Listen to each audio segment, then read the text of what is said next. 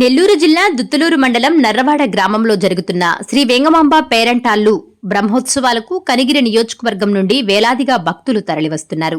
అయితే పామూరు బస్టాండ్లో సరిపడా ఆర్టీసీ బస్సులు లేకపోవడంతో భక్తులు తీవ్ర ఇబ్బందులు పడుతున్నారు. గత రాత్రి 2 గంటలుగా బస్సుల కోసం ఎదురుచూస్తున్నా ఒక్కటీ అందుబాటులోకి రాకపోవడంతో మహిళలు, వృద్ధులు, చిన్నారులు తీవ్ర ఇబ్బందులు ఎదుర్కొన్నారు. ఈ పరిస్థితిని ఆసరాగా చేసుకున్న ఆటో డ్రైవర్లు ఒక్కో ప్రయాణికుడి నుంచి 160 వరకు వసూలు చేస్తూ భక్తులను దోచుకుంటున్నారని ప్రయాణికులు ఆవేదన వ్యక్తం చేస్తున్నారు.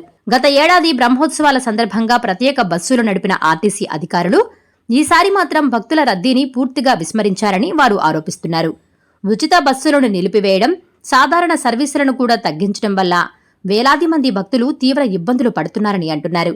ఇప్పటికైనా అధికారులు వెంటనే స్పందించి పామూరు నుంచి నర్రవాడకు ప్రత్యేక బస్సులను ఏర్పాటు చేయాలని, ఆటో డ్రైవర్ల అధిక ఛార్జీలపై చర్యలు తీసుకోవాలని భక్తులు డిమాండ్ చేస్తున్నారు. నా పేరు హరి. నేను పామూరు స్వర్గ్రామం మాది. నేను పామూరులోనే 20 సంవత్సరాల నుంచి పామూరులో ఉంటున్నాను.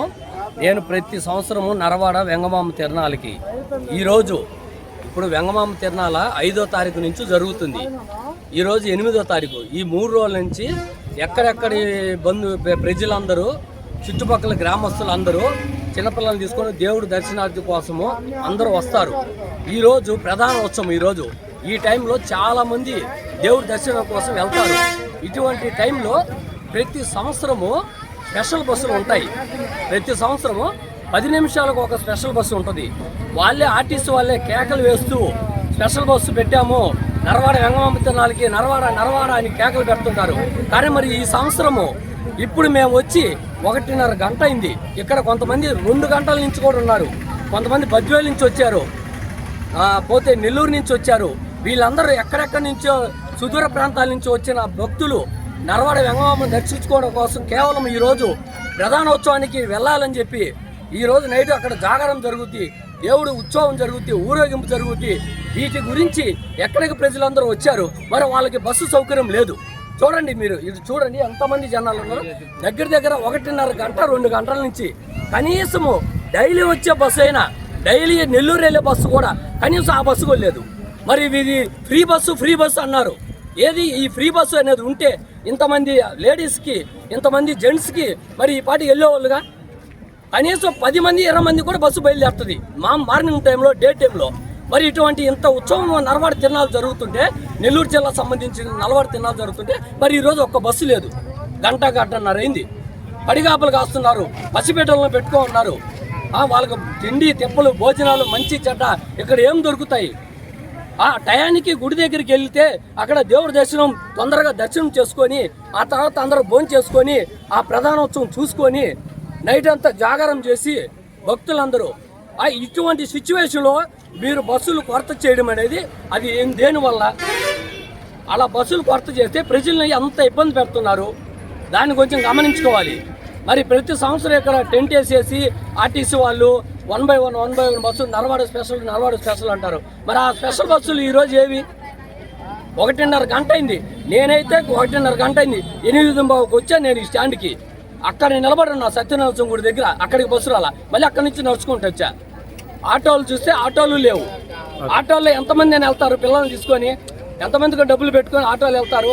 మరి ఫ్రీ బస్సు అనేది ఉంటే వీళ్ళందరినీ 1 by 1 బస్సు గుడి దగ్గర అందరినీ చేర్చాలి కదా.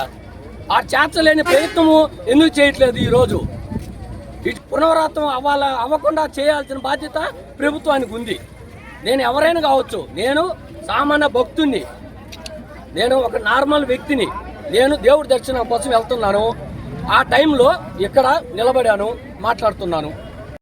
ఎగ్జామ్ వచ్చి 2 గంటల నుంచి బస్సులు లేవు. 2 గంటల నుంచి వెయిట్ చేస్తున్నాను బస్సు. 2 గంటల నుంచి వెయిట్ చేస్తున్నాను. ఇంతవరకు ఒక బస్సు కూడా లేదు. దీని మీద మీ సొంతమైంది చెప్పు. బస్సులు 2 గంటల నుంచి బస్సు పెట్టాలి, మాకు స్వామి దర్శనం కావాలి.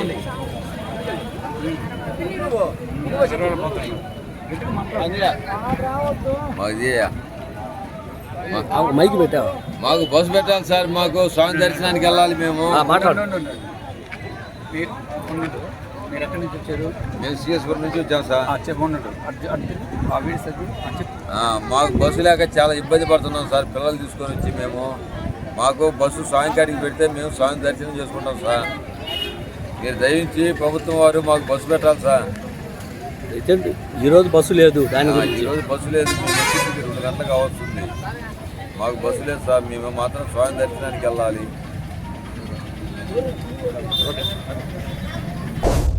Please subscribe SS News AP.